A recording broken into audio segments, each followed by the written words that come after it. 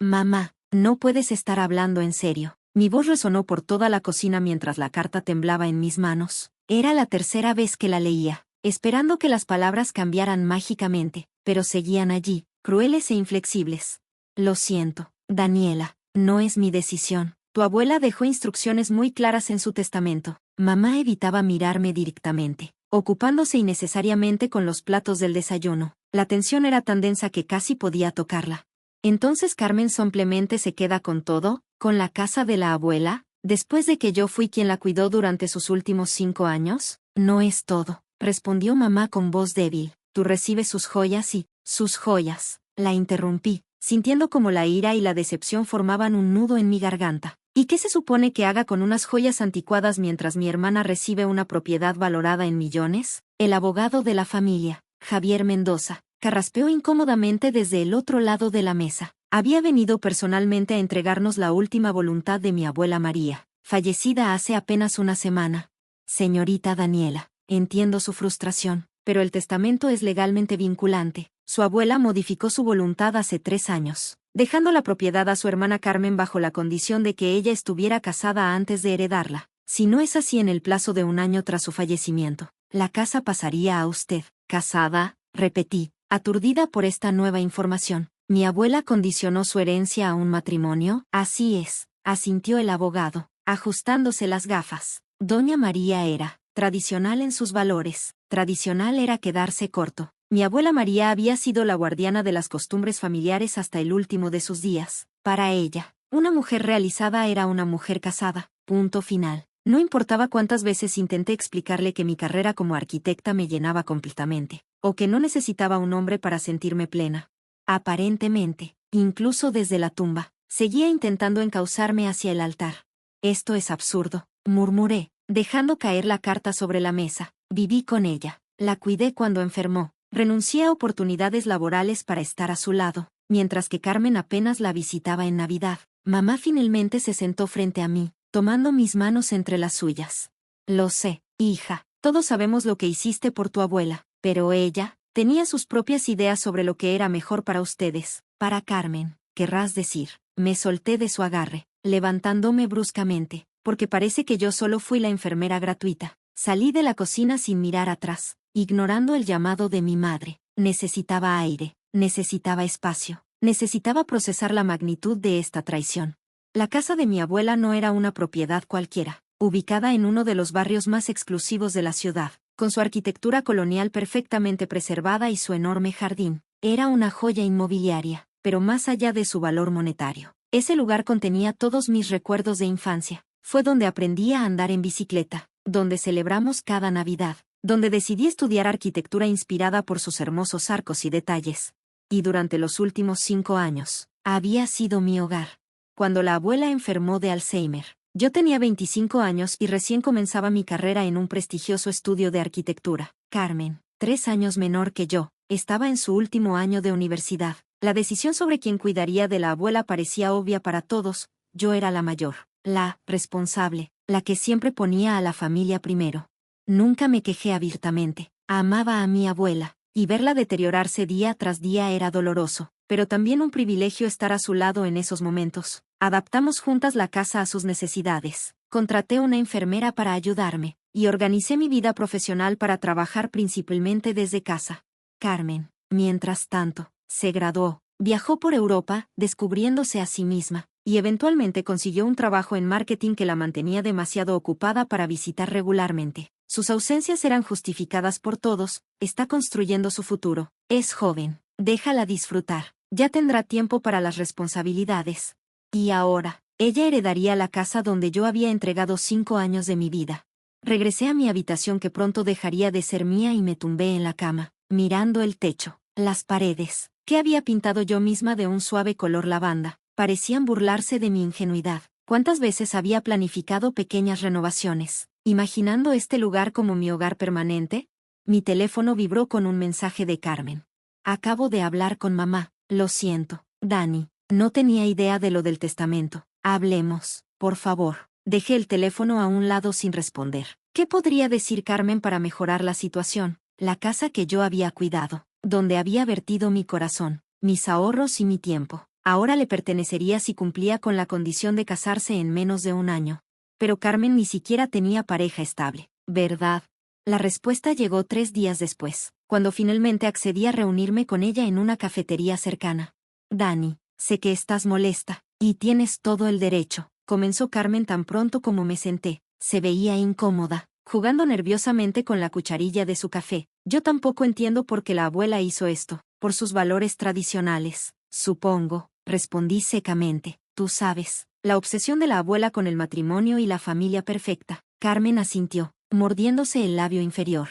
Hay algo más que debo decirte, murmuró después de un momento. Estoy comprometida. La noticia cayó como un balde de agua fría. ¿Comprometida? ¿Desde cuándo tienes novio? La última vez que hablamos estaba saliendo casualmente con alguien. Ni siquiera mencionaste que fuera serio. Carmen desvió la mirada, súbitamente interesada en las personas que pasaban por la calle. Lo es desde hace unos meses. Queríamos mantenerlo privado hasta estar seguros. ¿Quién es? Pregunté, sintiendo una extraña sensación en el estómago. Carmen respiró profundamente, como preparándose para saltar al vacío. Es Mateo. El nombre me golpeó con la fuerza de un puñetazo físico. Mateo, mi exnovio, el hombre con quien había salido durante 3 años, con quien había planeado un futuro, hasta que la enfermedad de la abuela cambió todo. ¿Mateo? Mi voz sonaba estrangulada incluso para mis propios oídos. ¿Mi Mateo? Ya no es tu Mateo, Dani, respondió Carmen, ahora con un tono defensivo. Terminaron hace más de 4 años, porque yo estaba cuidando a la abuela, porque no podía darle la atención que exigía mientras gestionaba mi trabajo y me ocupaba de una enferma de Alzheimer. Las lágrimas amenazaban con desbordarse, pero me negué a llorar, no frente a ella. Lo sé, y es terrible cómo terminaron las cosas, pero pasó mucho tiempo. Dani, nos reencontramos por casualidad hace un año, y, simplemente sucedió, por casualidad, la incredulidad teñía mi voz. En una ciudad de millones de habitantes, ¿te encontraste casualmente con mi exnovio y decidiste que era tu alma gemela? Carmen se encogió ligeramente ante mi tono. No fue exactamente así. Coincidimos en la boda de Laura, ¿recuerdas? Tú no pudiste ir porque la abuela estaba pasando por un mal momento. Otro sacrificio más que había hecho por la familia, mientras Carmen disfrutaba de la vida y, aparentemente, de mi exnovio. ¿Cuándo planeaban decírmelo? Pregunté, intentando mantener la compostura. Pronto, lo juro, pero con la enfermedad de la abuela empeorando, nunca parecía el momento adecuado. Se detuvo, tomando aire. Y ahora, con lo del testamento, sé cómo se ve esto, Dani, pero te juro que no sabíamos nada sobre la condición del matrimonio. Quería creerle. Una parte de mí quería pensar que mi hermana no era capaz de tal nivel de manipulación, pero otra parte, esa que había sido traicionada tanto por mi familia como por el hombre que amaba, no podía evitar ver todo bajo una luz sospechosa. ¿Cuándo es la boda? Pregunté finalmente. En 2 meses, respondió, y la rapidez de su respuesta solo aumentó mis sospechas. Ya estaba planeada antes de todo esto. Qué conveniente, murmuré, incapaz de contener mi amargura. Dani, por favor, suplicó Carmen, extendiendo su mano sobre la mesa para intentar tomar la mía. La retiré inmediatamente. No quiero que esto nos separe. Eres mi hermana, y tú eres la mía. Pero eso no te impidió salir con mi exnovio a mis espaldas, ¿verdad? Me levanté, dejando el café intacto. No podía seguir allí, fingiendo civilidad cuando por dentro me sentía devastada. Dani, espera, aún no hemos hablado de la casa. Me detuve, girándome lentamente. ¿Qué hay que hablar? Es tuya cuando te cases. El testamento es claro. No tiene que ser así. Podríamos compartirla. O podría comprarte tu parte. ¿O, mi parte? Reí sin humor. Según el testamento, no tengo ninguna parte, Carmen. Tengo unas joyas anticuadas y el consuelo de saber que sacrifiqué años de mi vida para nada. Dani, felicitaciones por tu compromiso. Espero que tú y Mateo sean muy felices en la casa que cuidé durante años. Las siguientes semanas pasaron en un borrón de actividad frenética. Necesitaba encontrar un nuevo lugar para vivir, lo suficientemente lejos para no cruzarme con Carmen y Mateo, pero lo bastante cerca para mantener mi trabajo en el estudio de arquitectura. La reunión familiar para la lectura formal del testamento fue una tortura. Carmen y Mateo asistieron juntos, cogidos de la mano como la pareja perfecta que siempre había soñado la abuela. Mi madre intentaba mediar, lanzando miradas conciliadoras en mi dirección que solo aumentaban mi resentimiento.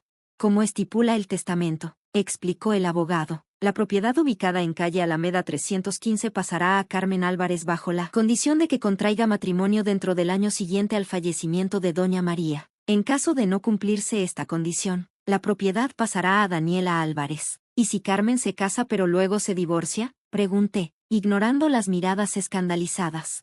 El abogado revisó sus documentos. El testamento no especifica nada al respecto. Una vez que la propiedad pase legalmente a su hermana, ella puede disponer de ella como desee. Por supuesto, la abuela solo se preocupaba por el sacramento del matrimonio, no por su durabilidad.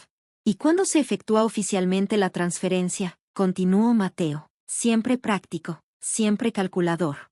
Una vez presentado el certificado de matrimonio, iniciaremos los trámites para la transferencia. Debería completarse en aproximadamente un mes. Mateo asintió, satisfecho. Casi podía verlo haciendo cálculos mentales sobre el valor de la propiedad, sobre cómo este inesperado golpe de suerte beneficiaría su carrera en finanzas.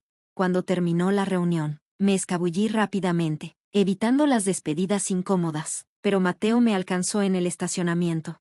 Dani, espera, me detuve, respirando profundamente antes de enfrentarlo. 5 años atrás, este hombre había sido mi mundo entero. Habíamos planeado viajar juntos, casarnos eventualmente, construir una vida. Cuando la abuela enfermó y me pidió que me mudara con ella, le pedí tiempo, comprensión. Él prometió esperar, estar a mi lado en este difícil momento.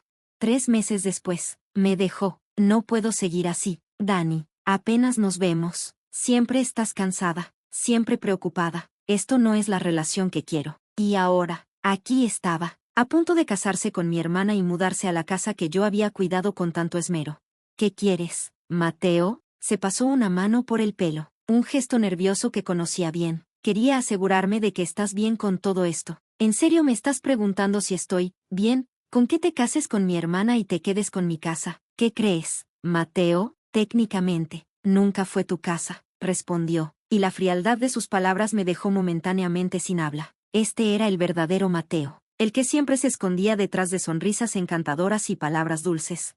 Tienes razón, concedí, encontrando una calma inesperada en mi indignación. Técnicamente, solo fue el lugar donde sacrifiqué mi juventud, mi carrera y mi relación contigo para cuidar a una anciana mientras todos los demás vivían sus vidas. Mateo tuvo la decencia de parecer incómodo. Dani, sé que esto es difícil, pero Carmen y yo nos amamos. No planeamos enamorarnos, simplemente sucedió. Qué romántico. ¿Y la casa? ¿Eso también, simplemente sucedió? No sabíamos nada del testamento hasta después del compromiso, insistió, pero pude ver el destello de duda en sus ojos. Mateo nunca había sido buen mentiroso. Solo dime una cosa, ¿sabías de la condición del matrimonio antes de proponerle matrimonio a Carmen? Su silencio fue toda la respuesta que necesitaba.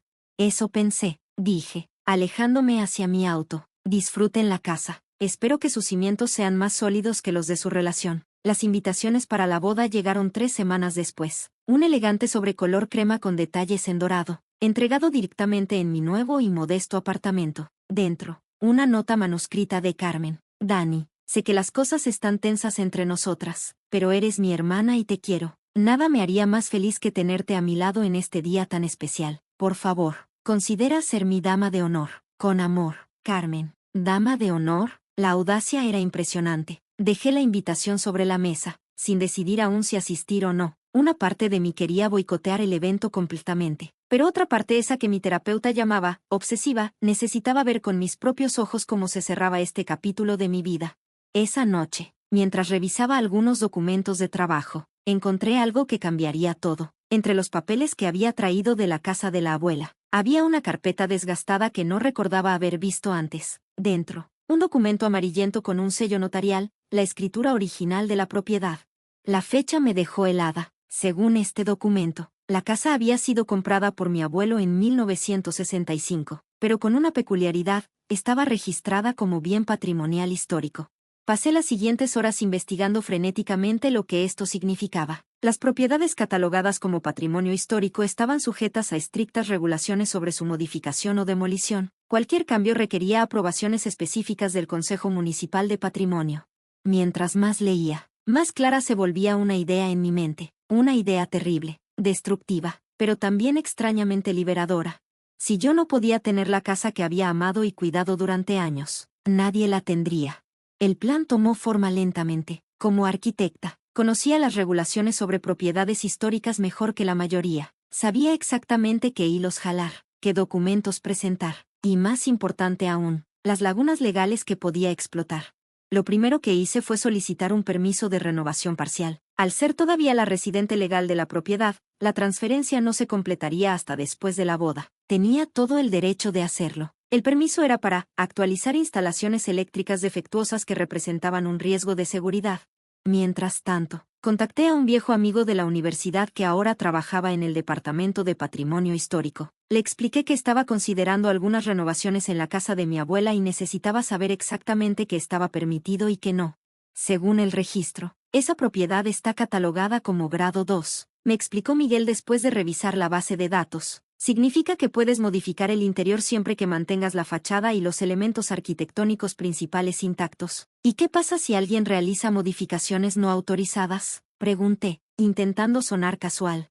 Depende de la gravedad, desde multas hasta la obligación de restaurar la propiedad a su estado original, lo cual puede ser extremadamente costoso. Perfecto. El siguiente paso fue contactar a una empresa de demolición. No para derribar la casa completamente, eso sería ilegal y fácilmente rastreable hacia mí, sino para realizar lo que en términos arquitectónicos se conoce como gutting, conservar la estructura externa pero vaciar completamente el interior.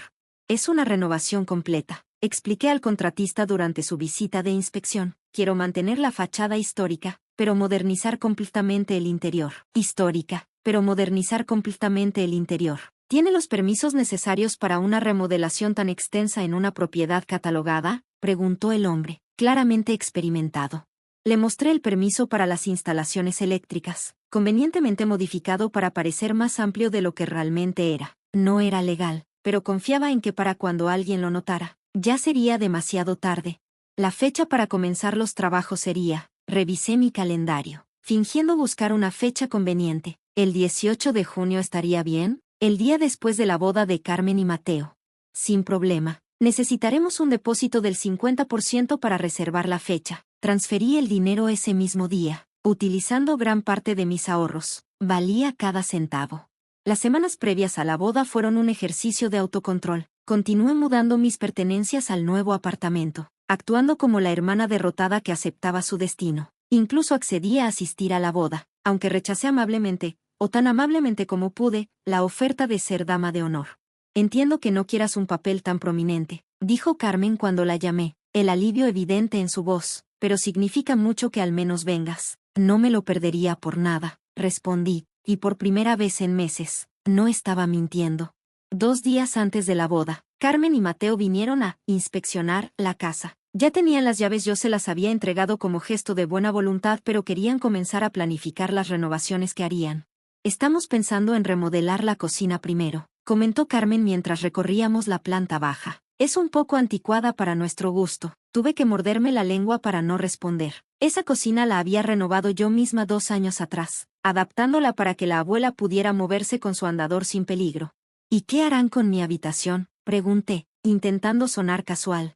Oh, pensamos convertirla en un estudio para Mateo, respondió Carmen. Ya sabes cómo es con su trabajo. Necesita un espacio tranquilo. Mateo asintió, ya imaginándose en la habitación donde yo había pasado innumerables noches en vela cuidando a la abuela. La mudanza será justo después de la luna de miel, continuó Carmen. Pensamos en pasar por aquí al día siguiente de la boda para dejar algunas cosas antes de irnos al aeropuerto. ¿Te parece bien? Por supuesto, respondí con una sonrisa que no alcanzó mis ojos. Es su casa ahora. El día de la boda amaneció soleado y perfecto, como si incluso el clima conspirara para hacer de esta la ocasión idílica que Carmen siempre había soñado. La ceremonia se realizaría en la catedral de la ciudad, seguida de una recepción en uno de los hoteles más exclusivos. Me vestí con cuidado, eligiendo un elegante vestido azul que, aunque apropiado para la ocasión, no competiría con el de la novia. Después de todo, no quería llamar demasiado la atención. En la iglesia, me senté en la primera fila junto a mi madre, quien apretó mi mano en lo que supuse era un gesto de apoyo. Cuando Carmen apareció en el pasillo, radiante en su vestido blanco, incluso yo tuve que admitir que se veía hermosa. La abuela habría estado orgullosa. Durante la ceremonia, mientras observaba a Mateo prometer amor eterno a mi hermana, no sentí el dolor que esperaba. En su lugar, había una extraña sensación de desprendimiento. como si estuviera viendo una película protagonizada por extraños. En la recepción, bailé, bebí champán y felicité a los novios con una sonrisa practicada. Nadie habría adivinado que mientras brindaba por su felicidad, contaba mentalmente las horas hasta que mi plan se pusiera en marcha. Me alegro de que hayas venido, me dijo Carmen mientras bailábamos juntas, en uno de esos momentos de hermanas que la fiesta inevitablemente propicia. Significa mucho para mí, no me lo habría perdido, respondí, y por un segundo, algo de la antigua conexión que compartíamos pareció reavivarse. Espero que seas muy feliz, Carmen.